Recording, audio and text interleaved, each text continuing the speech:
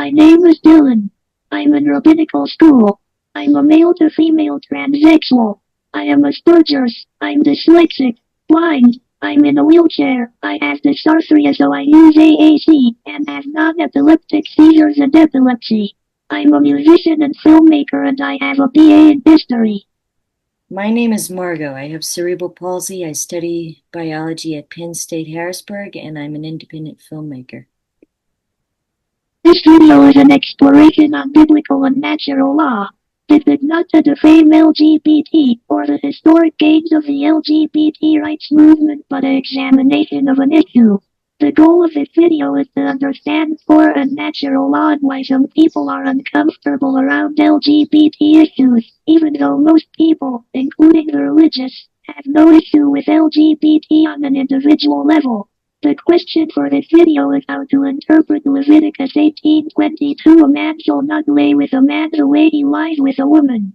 If you have questions, go to your local rabbi. Rabbi Hirsch 1808 to 1888, who is the founder of modern orthodoxy, put emphasis secular pursuits mixed with orthodoxy.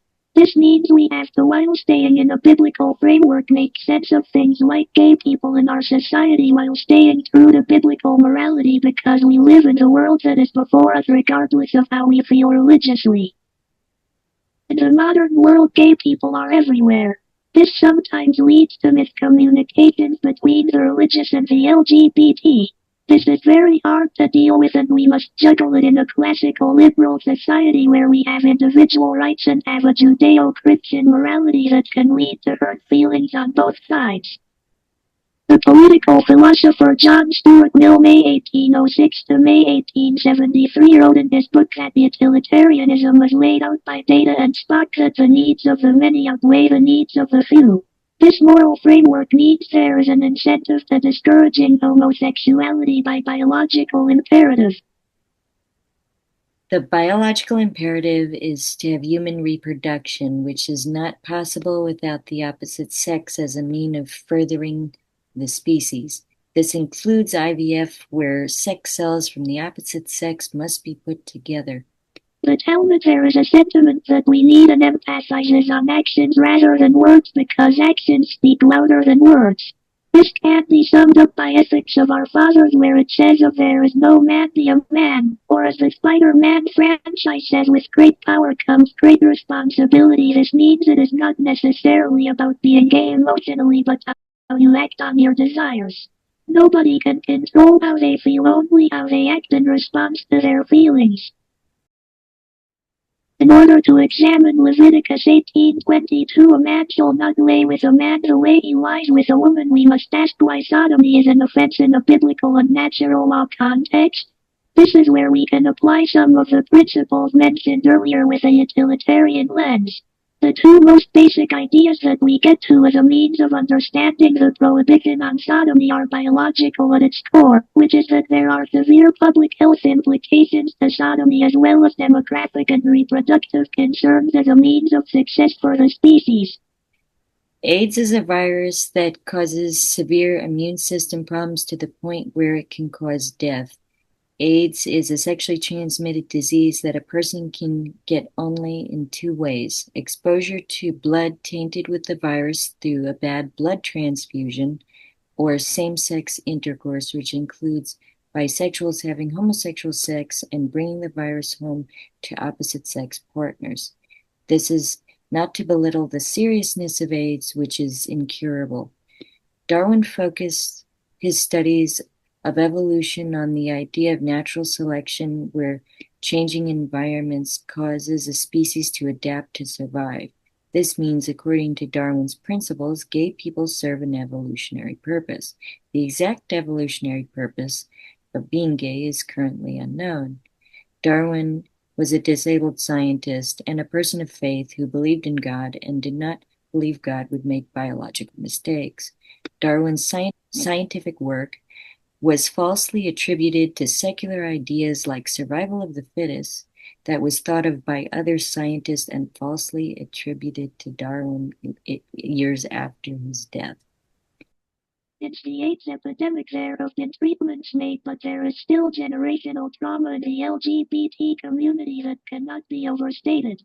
Having said this, one intervention is of note, which is Cripple, which is a preventive, and PEP, which is like Plan B.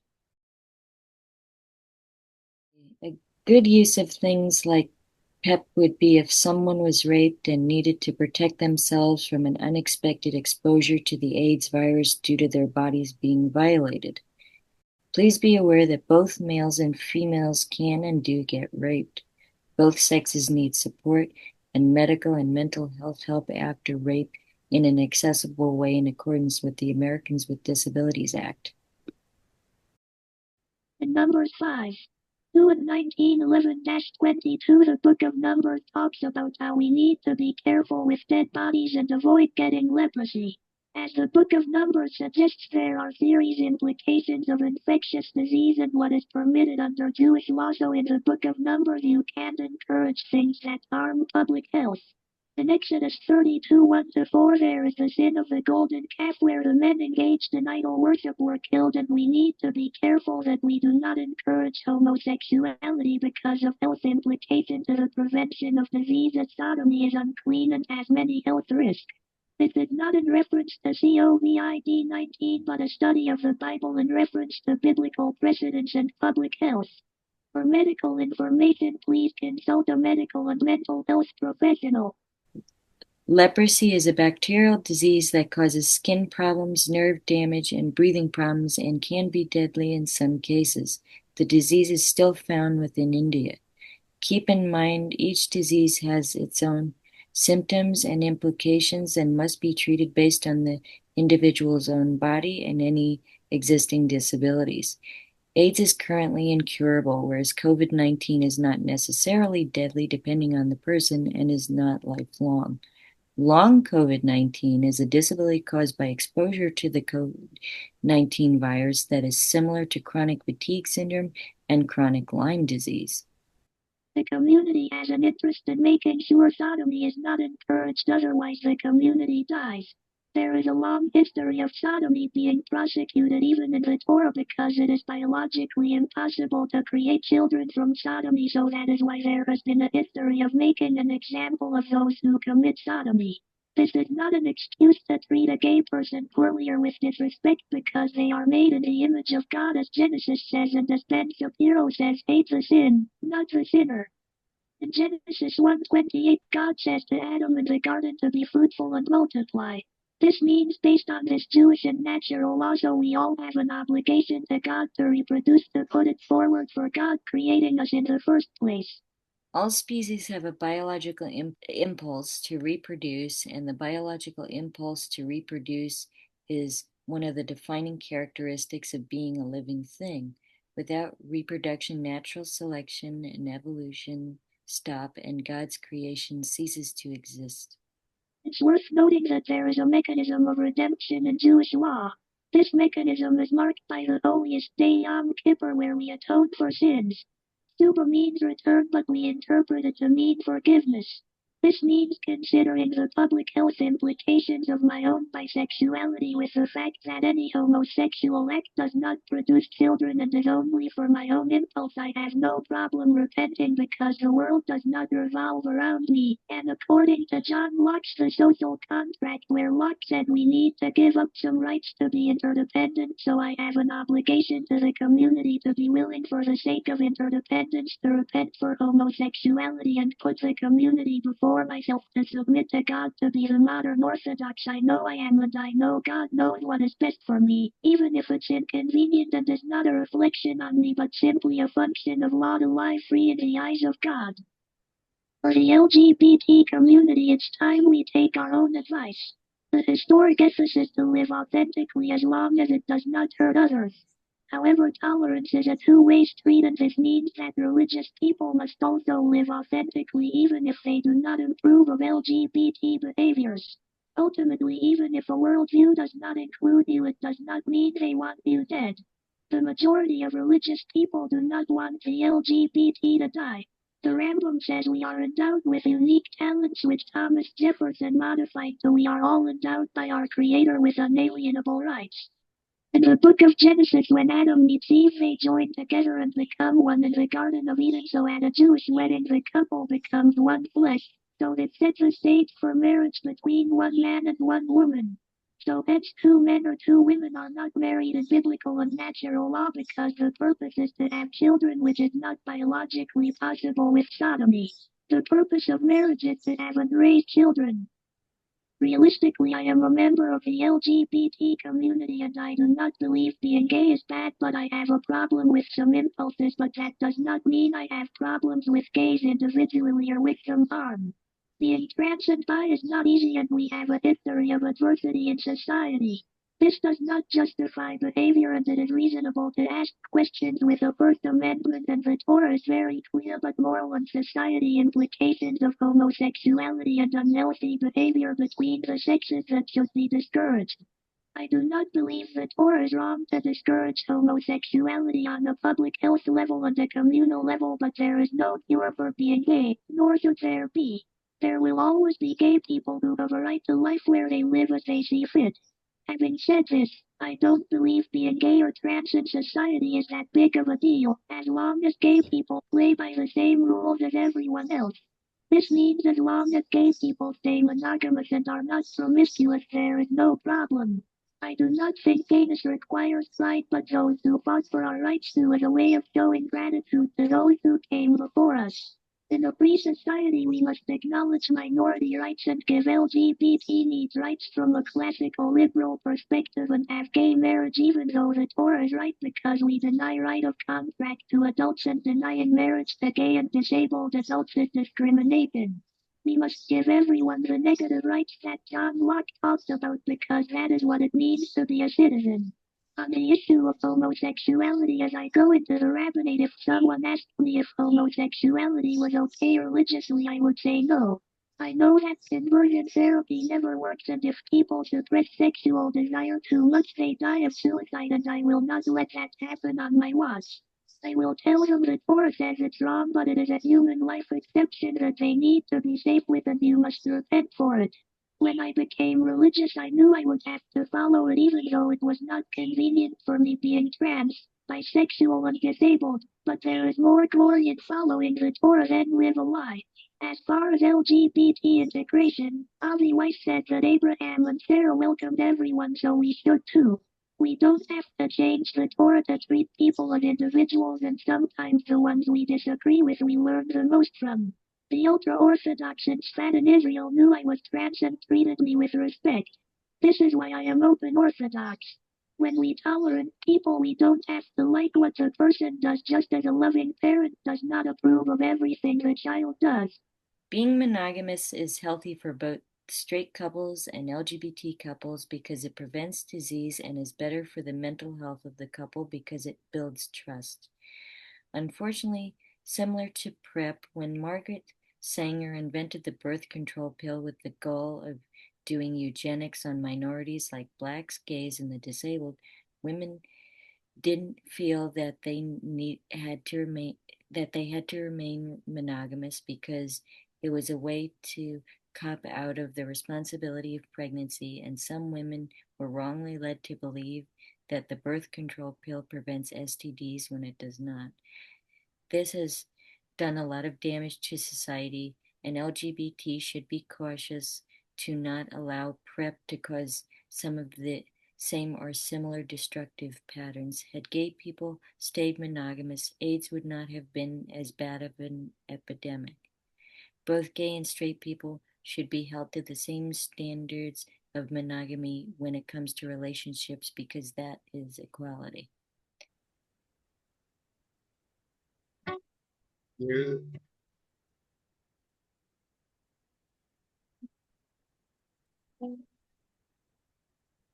you and me and Tiny when I was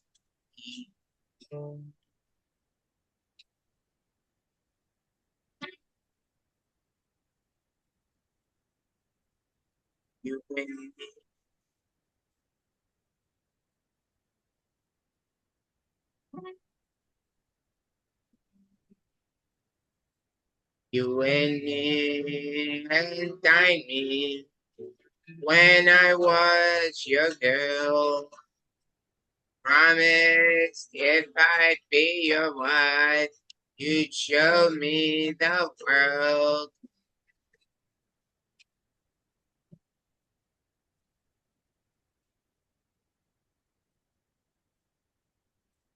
But all I've seen of this old world is a bed and a dollar bill. Tearing down, I'm tearing down your brother house, 'cause now I got the pill.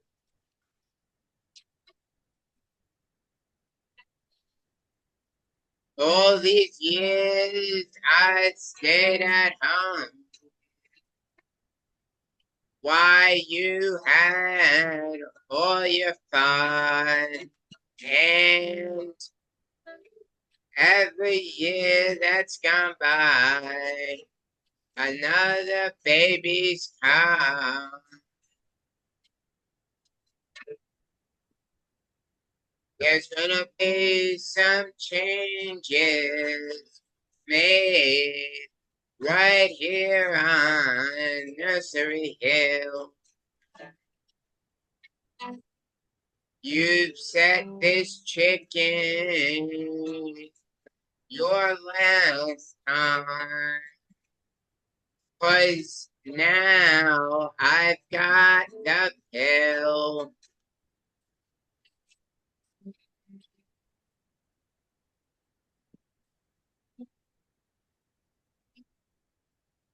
This old maternity dress I've got is going in the garbage.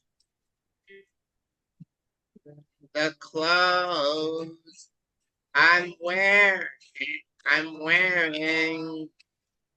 from now on won't take up so much yardage.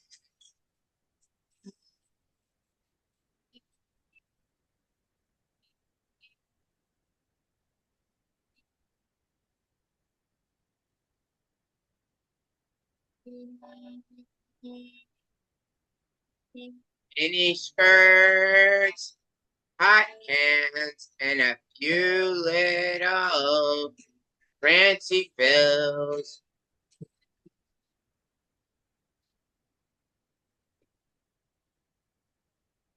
I'm making up for all those years since I've got the pill.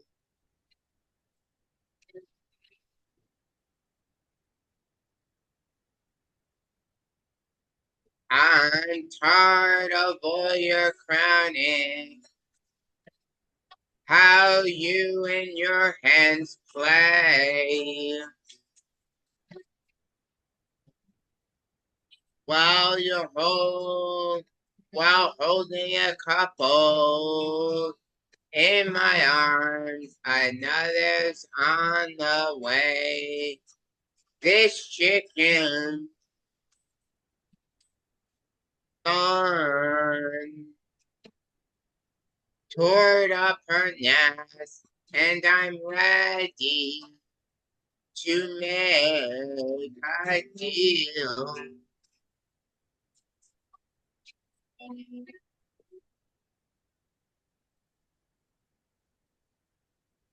And can afford, and you can't afford to turn it down. Because now, because you know I've got the bill.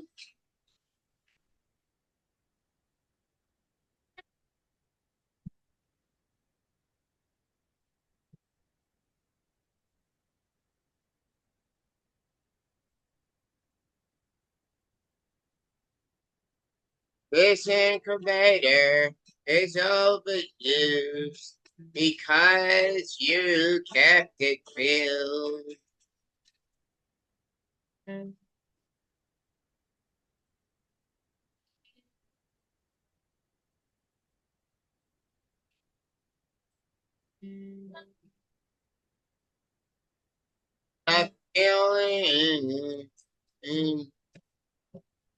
Good comes easy now since I got the pill.